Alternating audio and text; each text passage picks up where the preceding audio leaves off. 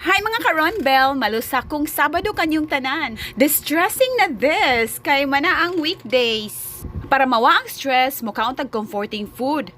Sa mga naigitagong kasuko di ay pagawas na paagi sa paglusak-lusak aning saging o gabi. Usually good saging nga hilaw or di kay hinog ang ilusak, pero ako hinog kayo siya o gabi. Simple sa tanong version karon kay gibutangan ra siya og kinudkod nga lubi og brown sugar gimix sa imong gilusak. Another no rice sa karon siya rod ini mo gamay akong belly diri. Ato sa lang ilalahon sa Bisaya nilusak or linusak, unya sa Tagalog nilupak, unya sa English kay mashed or pounded. Ang iya kunong scientific name kay Marihot esculenta crans. According to Ashleen Carvey, rich in potassium tungod sa banana, unya makatabang siya sa pag-regulate sa body circulatory system. Tungod sa mga sagol, great source of nutrients and vitamins and minerals kini siya.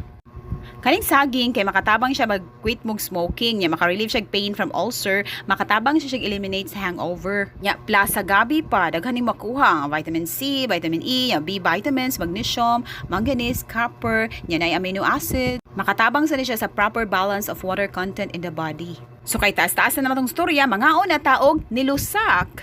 Happy nilusak lunch everyone! Mo kini Ron Belgams.